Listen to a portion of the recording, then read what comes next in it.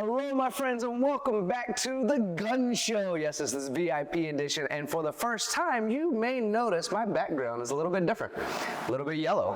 Where might I be? I can think of two places that have a whole lot of yellow in it, and one of them starts with an S and has a C in it as well. Yes, Sandvik Coromant, and I am with a new best friend of mine. Yes, much like stepbrothers. Did we just become best friends? I hope we did, because that smile is absolutely amazing. I have a little cheat code here as well, because normally I have my iPad with me and all these questions and these games we play, but we're getting raw today. We're getting fresh today. We're having a good time today. So I got Veronica. Don't be scared, Veronica. This is going to be all right. I have got Veronica with me today, President Sales Area Americas at Sandvik Coromant. Yes, and guess what else? Texas A&M University graduate. That's all the cheating I'm doing today. The rest is just that we all get to learn together, Veronica. Thank you so much for being here. And first of all, thank you for your smile. What a great smile. Thank you. Thank you very much. Welcome back to the Gunn Show, my friends. This is the VIP edition. No, I'm happy to do this. This is really great. And by the way, plug for my Texas Aggies. They are going to the World Series. Yes. Oh, that's awesome. Yeah. Congratulations. So excited. They're not going to Omaha. Well, we're going to get into all of this stuff a little bit later, but I got to ask right away, did you play sports growing up? I didn't. Well, I did. I was a basketball player and I ran track through high school. I chose not to run in college. And yeah, just went to Texas A&M to get a degree. Well, you're not going to run for me today, are you? No, no running. No running. Yeah, that ship sailed, unfortunately. Bad knees. Yeah, you and me both. I was a soccer quote-unquote star, and far from a star, but soccer as well. And I tried to play during COVID a couple years back, and my daughter started making fun of me. She's like, "Why have you been limping for 2 weeks?" I'm like, "I tried to play soccer again."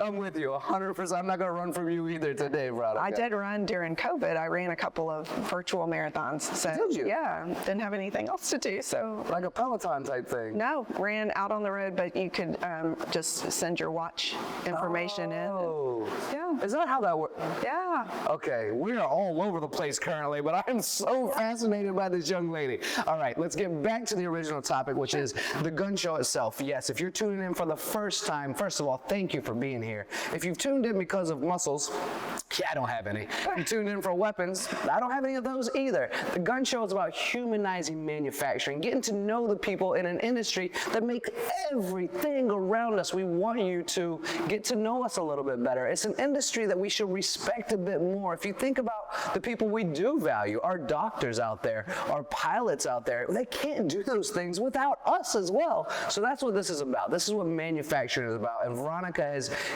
given me the great honor to be here today on the show. And what it really is about on the Gunn Show is humanizing manufacturing. So let's start with that, Veronica.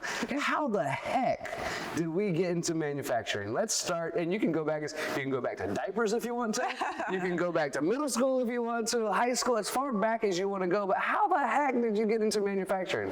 So I guess it's a little bit interesting. So I came out of college with an industrial engineering degree, and how I got there was a little quirky. It was just a recommendation. I wanted to be a math teacher.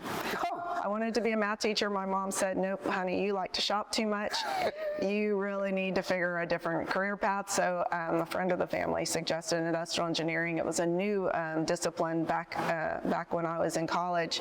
So I graduated, had a couple of jobs that were not very glamorous, and I applied to work at Sandvik Coromant. They were building a brand new manufacturing facility close to my house that my future husband and I were building, and it was 7 miles. It was a beautiful building. So I was applying for a manufacturing engineering degree. I went in for the interview and I left as a human resource manager. I guess at that time there were not a lot of engineers that had interpersonal skills. So, and I had done some recruiting, technical recruiting, and I had some retail experience. I had a lot of people experience, but I also did technical recruiting in one of of my first jobs out of college. And so I was human resources. I did business control, so I did the financials for that facility. It was about the same size as this facility, about 100 people. And I ended up doing production control, so I did the scheduling and planning of all the orders going out into the field, into the shop. So I did that for a while. I was basically like number 2 in charge. By the end of my tenure in manufacturing, I had a wonderful boss that allowed me the opportunity to get involved in whatever I wanted. I was the safety person, I was the maintenance building person, I was the IT person, and I didn't know much about IT.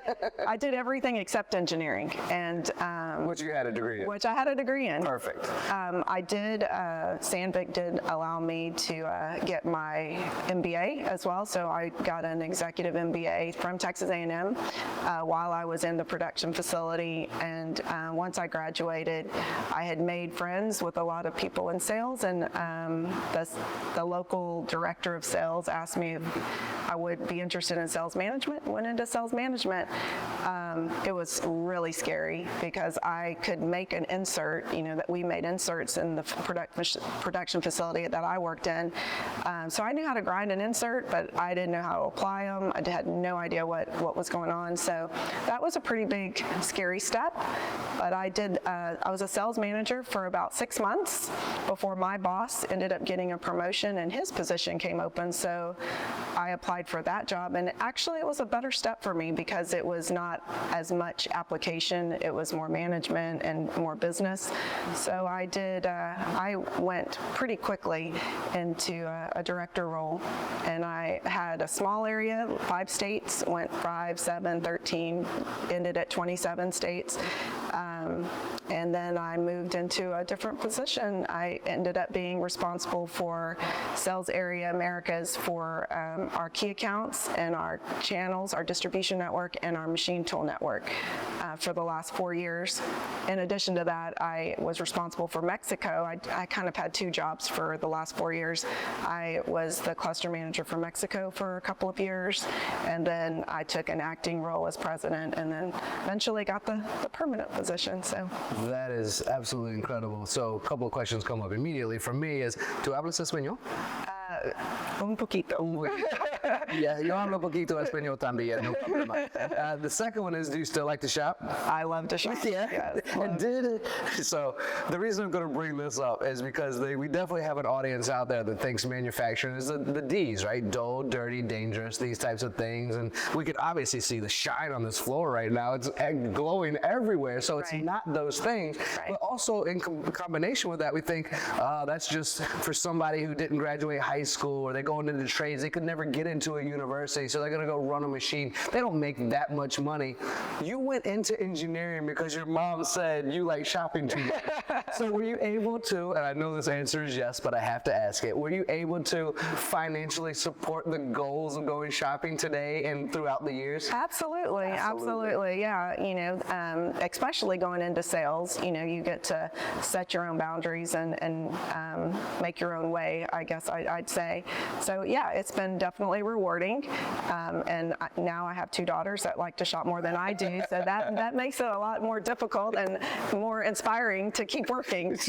Well, it's a good thing for all these promotions and your willingness to work. That's what I like about you. One thing that stuck out when you were telling your story, Veronica, was you said, I got a degree, I walked out with human resources, and then I went into IT, which you said you didn't know that much of. But, everything, the safety, all the things, all the aspects. Then you said you jumped into sales, and you were a little bit nervous about it. It was a big leap, a challenge.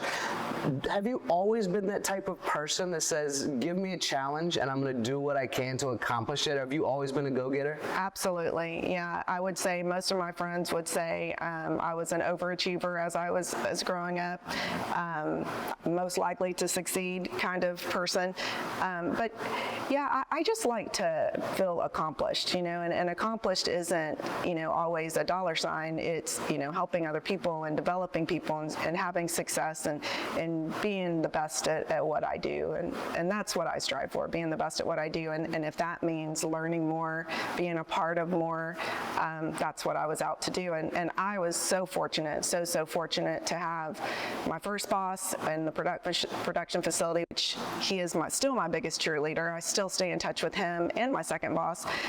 Both of them were so good that they allowed me the opportunity to learn a lot.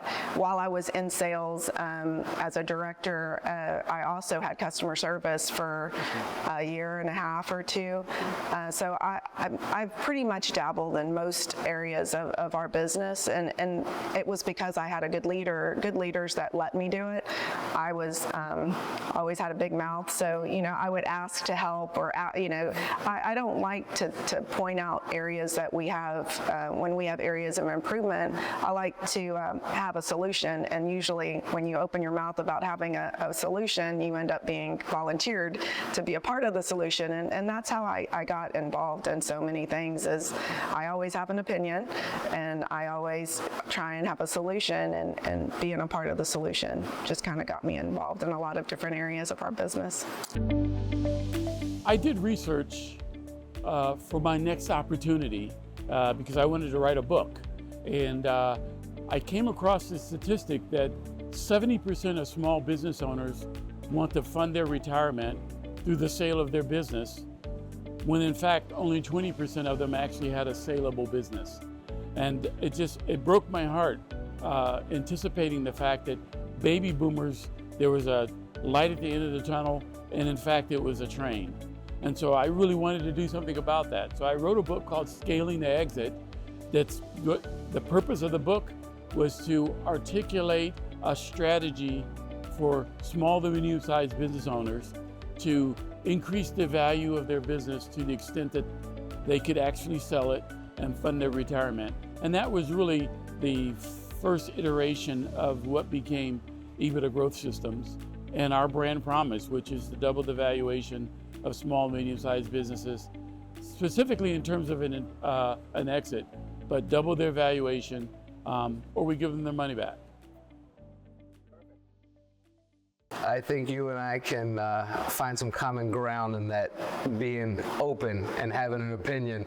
I can say for myself that I have once or twice gotten myself into trouble for having a big mouth. Have you ever found yourself in that kind of a situation? Oh yeah. That's why I have wonderful people like Kyla that keep me aligned. Yes. I love to name drop. We love Kyla, right? Yeah, we love Kyla. She makes sure I have my points. But no, yeah, I am very transparent. That's my management style. That's the way I deal with people, and hopefully that's what makes people work hard for me, is because I work hard for them. So I just tend to be overly transparent. I want to ask you about some of the, and thank you for your transparency as well, Sure. by the way, but I want to ask you some about current roles and responsibilities. I know we have IMTS coming up, and I don't like to timestamp too many things because somebody 3 years from now is going to watch this video for the first time and go, I love that woman. Wait, that was done 3 years ago? Because we are talking about IMTS.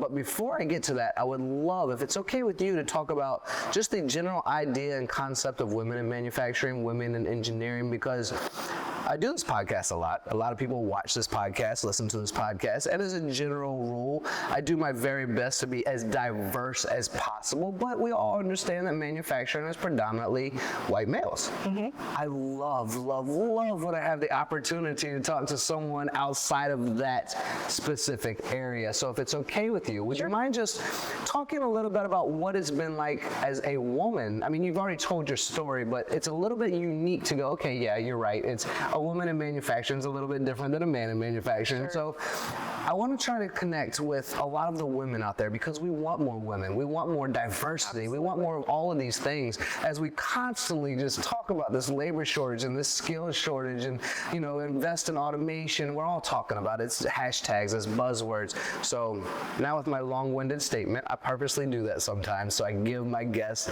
time to think about an answer, because none of this is scripted. I would love to hear a little bit more about just the journey from that side of things, and maybe maybe some challenges, but some successes as well, and maybe some encouragement for other women out there also. Sure, yeah. When I first came in to sales, because in production it wasn't so bad. You know, I came in, I was able to overcome, actually we were moving into a brand new facility, so I hired a bunch of the people that were there, and I had no problem with acceptance or feeling equal or any of the issues that women bring up these days. But going into sales, it was different, because every customer, there are still I'll call them more seasoned facilities that expect to see a middle-aged white man walk in, and you sit around a table of men, and you're the only female, and you're trying to say something, and they're looking right past you. I've had many instances where I'm answering a question and they look right to the person next to me, irregardless of the level of person sitting next to me. It didn't matter. But you know, I learned to have thick skin and to expect it. So I would expect that, and I would just continue to work towards earning the respect of the people around me, and not just the customer on the other side of the table, but even my own people, because I have to show the value that I brought to the table and why I was there. I wasn't there to just, you know, I guess a bobblehead. You know, I was there, you know, to try and help sell something, Sure. grow sales, improve a relationship, solve a problem, whatever my purpose for. So it was a little bit of a journey. I mean, I guess the good thing up for being a female is that most people aren't going to scream at you, you know. So anytime there was a quality problem, or you know those rare occasions, they would call Veronica, let's go in and see this customer because he's really angry, and they tended to be a little bit. Okay. They tended to be a little bit more calm. Now, I can't say they were all calm, but it was a journey. But, you know, I do think it's a great job, and I think that, you know, the things that we get to see in manufacturing, I mean, rocket ships and missiles and guns and all of these, even teeth implants and knee implants. I mean, there's so many, a variety of things that you get to see, that it is fascinating to see the technology that people are using, and how smart people are out there, and what they're coming up with. I mean, it's a great industry. A great thing to do is to be a part of manufacturing. You just have to be able to know that every shop isn't going to be the cleanest, and maybe not every shop has air conditioning, but what you get out of those visits is so rewarding, and I always love it. Those are my best days, is when you're seeing a customer or seeing something being made. To know that you're contributing to that is really rewarding to me. Yeah, as we're both starting to get, I don't want to vote you into my situation. As I'm starting to get a little bit older, I'm very grateful for the medical world, making needles smaller and components for my knees a little bit better. I'm not bringing you into that, but for me, thank you so much. Another part of that I would love to ask is, do you feel that your daughters are inspired by your career choices, the direction you've gone? Do they see and participate in this as well? Oh yeah, I do, and I don't want to cry, so I'm not going to do that. I'll cry with you. I really will. I'm a sensitive guy. Because yeah, when I start talking about that kind of stuff, it makes me a little sad. But no, both of my daughters do not want to be engineers. They both want to do something in healthcare, but they want to help people, and I think they see, they recognize the value of hard work. I try and instill that in them, and both of them want to be leaders. One is probably a lot stronger. She's my little mini-me than my other one. My other one, you know, is a very hard worker, very diligent at everything she does. So yeah, I would say so. I know that my oldest one, you know, it was the beginning of my sales career. She was 2, so she didn't see a lot of mommy, you know, in her younger years. You know, I was traveling a lot, but my little one, COVID came, and then she saw a lot of mommy, you know, so it was, it's been a you know, it's been good for her to actually see and be a part more of my career path. My little one, my oldest one, probably only saw me leaving and coming and going on airplanes, but yeah, I would say it's been inspiring for both of them. My oldest one is a sophomore in college, and she had to write all her college essays, and one of them was who inspires you the most. This is where the tears come in? Yeah, and yeah, it was very, very touching. Oh, I love that. Okay, so did she follow in your Aggie footsteps? Absolutely. Did she? She's class of 27. Okay, and is she doing any sports as well? She is not. She, yeah, she did not decide to do that. She's just going to go study. Yeah. Medical world, both of them Yes. want to be in that. But I have to ask, because our audience, although I would love to have a broader audience, for those everyone go tell your friends is outside of manufacturing, watch this show and get into it. But I have to ask, would you recommend this world, this industry, to other women out there? Absolutely, absolutely. And I think there's more and more women. I have a lot of friends that have children that are interested in engineering, and we've taken a lot of young ladies and men out into the field to show them what it's about, to show them what manufacturing is about, because people think that it's not interesting, but it really is, you know, and there's a lot of shops that look just like this building. And they have to, because you can't attract talent if you don't have air condition and you have, you know, mist in the air. You know, you have to provide a safe environment, and there's more and more out there, and just the amount that you can impact from a technological standpoint. Absolutely, I would absolutely recommend it for any young people, women, everyone. It's great. Yeah. We need more people, in engineering. Thank you for saying that. I appreciate that. And I agree with you wholeheartedly. Let's dive now a little bit back into the Sandvik world, if that's okay. Sandvik Coromant, and talk about the recent transition of your position and what the current responsibilities are. And I just love to hear a little bit more about that, if it's okay.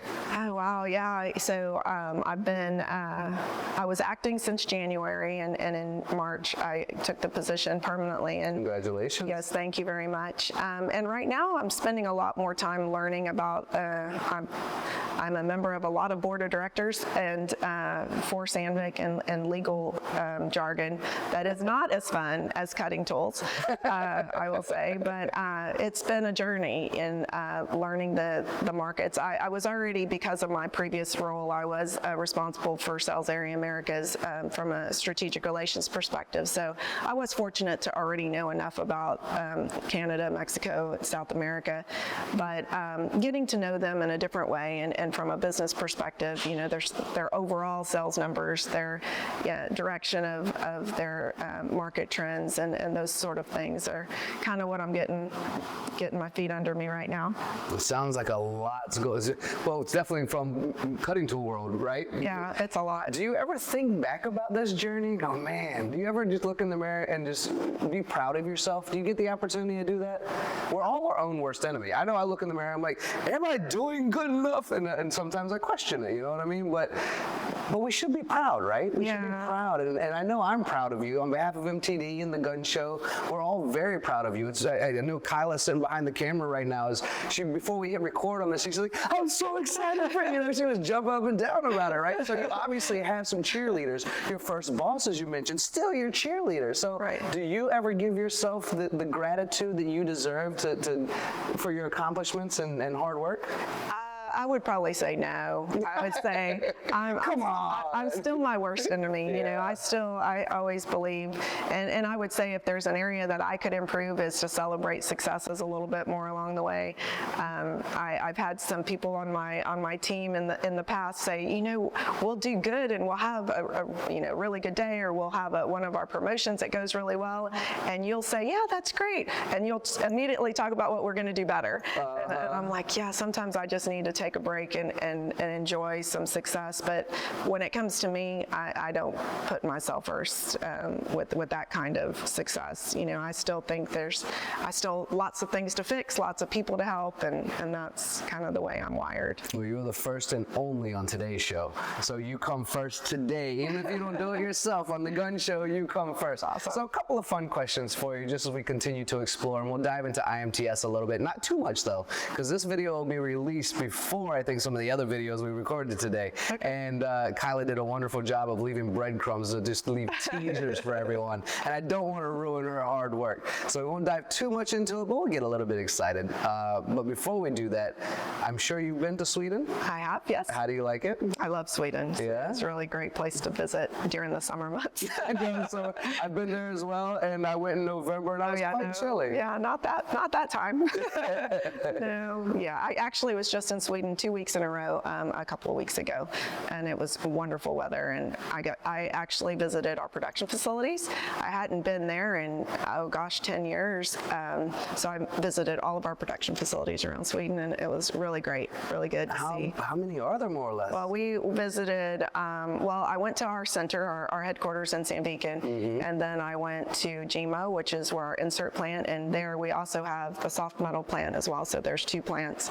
Then I went to our R&D facility as well. So And you didn't invite me. next time. Next time. Next time. I'm going to hold you to that. Now we got it on camera. I'm going to have to, Next right? time. Next So, okay, random question, but last time I was in Sweden, I went to Kalmar, and I didn't realize how much Sweden was into sweets. And one sweet on the top of their list, which, sorry, my friends out there, I do not like, was a salted licorice. Have you ever tried that? Have they ever asked you to try that? They always have licorice on the tables or at the fika, at the coffee breaks. And yeah, one time I was tricked and I took a bite. I thought it was chocolate, and oh my God, it was. What a mistake. It was, yeah, not something I would choose to eat. No, but they have some really other good stuff. Yeah, they have lots of good food there. I agree, and I love all the I've been to all the Scandinavian countries and been around the world, I don't know how many times at this point. And just on the topic of countries, do you have a favorite you like to visit? Not, again, real random, completely random questions, but I'm just out of curiosity. Well, just in travel, my favorite country so far is Italy. Italy. I hear that a lot, It's actually. beautiful, beautiful, beautiful place. And we have some production facilities there. I'm actually lobbying to get one of our trainings that I'm in a training class that we're looking for our next location, and I'm lobbying for Italy. But yeah, one of my favorite places Is that to your go. favorite food as well? Would be Italian food? Yes. Okay. Of course, I love some Italian food. Okay, well, at some point, if I ever get you down to Florida, one side of my family is from Bologna, Italy, and we hand grind all of our own meats and roll our own noodles every holiday season in I'm order there. to make our own Bolognese pasta. Oh. I will freeze some of that for you and make sure that you have some next time, since now that I know that answer. Awesome. All right, randomness is over. Back to the other stuff, IMTS. Yes. We're getting excited. We're all getting excited. Yes.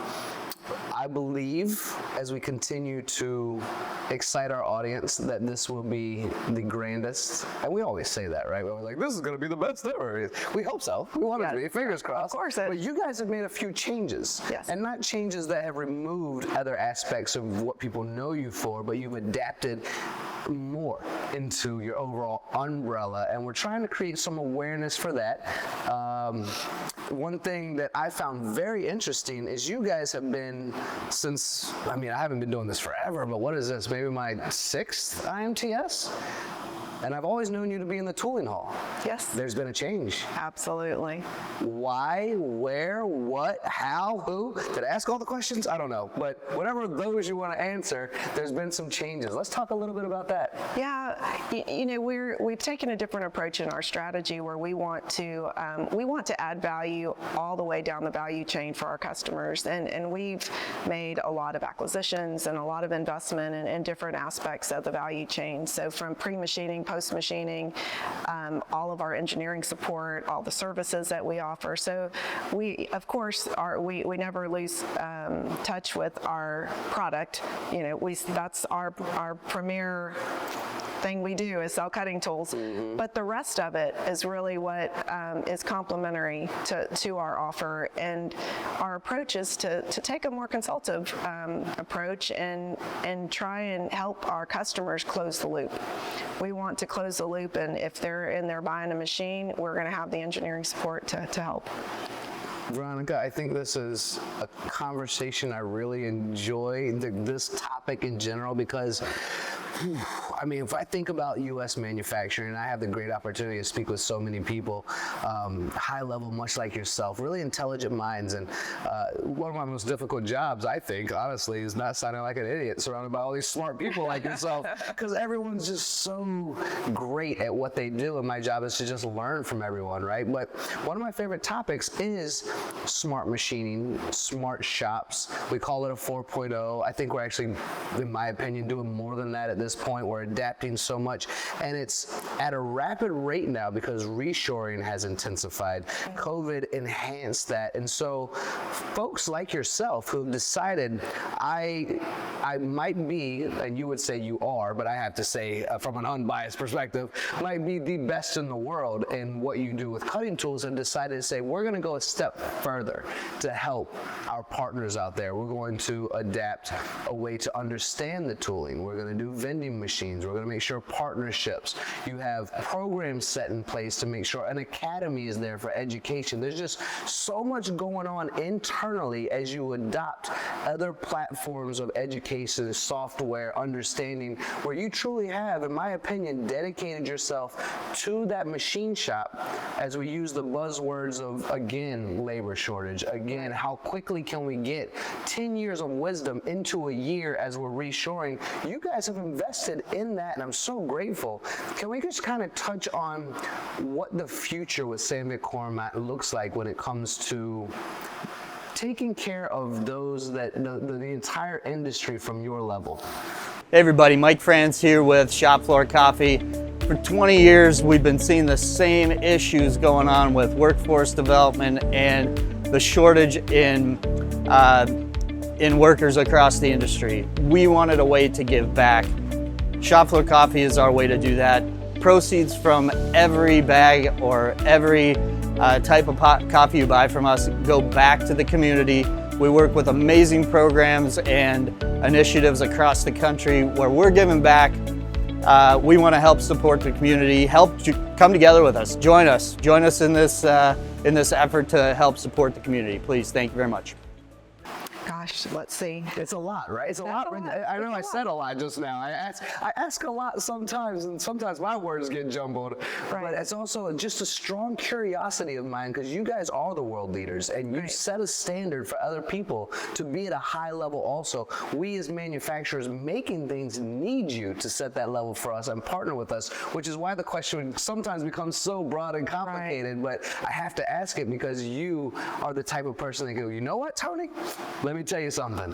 So, yes. Thank you. So what I would say to that is that we are working really hard to make sure that we are, if we don't have the expertise, we're getting the expertise from a recruiting standpoint or from a knowledge acquisition standpoint to ensure that we can add value through the whole smart manufacturing.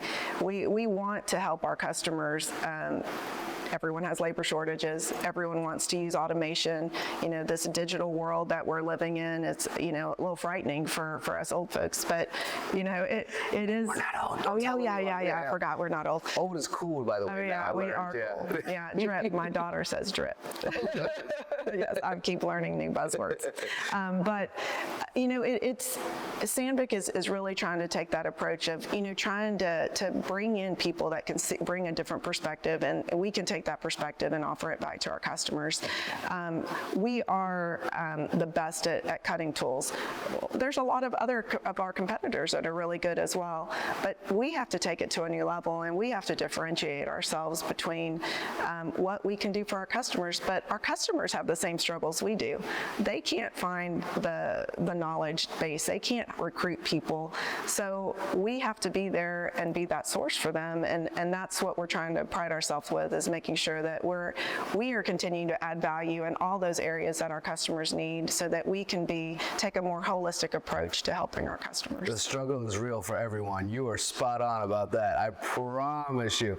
Okay, let's get immersive. Can we get immersive for a minute? Sure. So, I've learned from your team recently that the new South Hall experience, let's say, is an immersive experience. We get to participate. You're going to have PhDs on your booth, answering questions, giving seminars. And I even called someone earlier today. I said, would it be okay for me to call you the Tums of our industry, moving my heart and heartache? They're like, that's great. We can do that. But you guys really are providing that service at IMTS this coming up September as well, right? Yes, absolutely. We employ, our people are our asset, and we have the most experienced, our engineering teams that work around the world, but even in just the Americas, so talented, and they're going to all be there, and they're all ready to help solve problems, help our customers.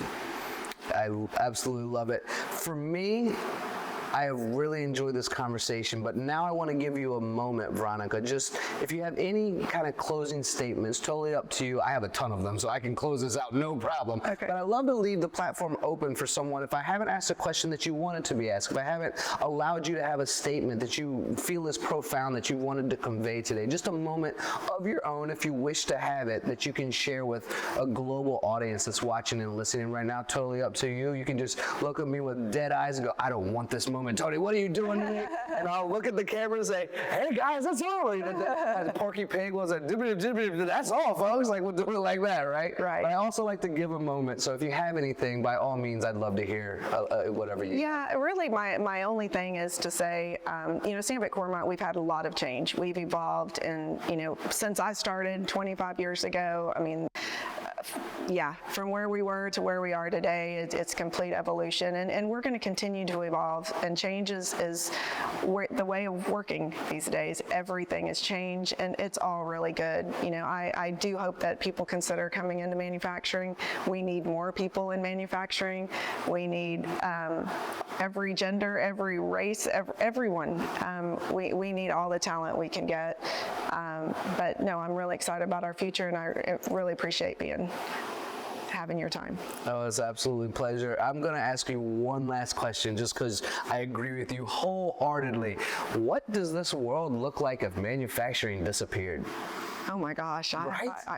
I don't know. I don't know because, I guess a whole bunch of robots, right? Well, the robots wouldn't exist because we'd have to make it. We would go back right. to picking up rocks. Right. And it would be, think about that. That's how we're closing this out with my friend Veronica. What does the world look like without manufacturing as a closing statement? This is my friend Veronica. I hope you've all enjoyed this Gunn Show podcast. Manufacturing is important. You are important. Time is the one thing we cannot manufacture or ever make more of. So if you decided to spend some of it with us today, thank you so much for that, and we will see you again soon. Thanks. Thank you. You're amazing. Thanks so much.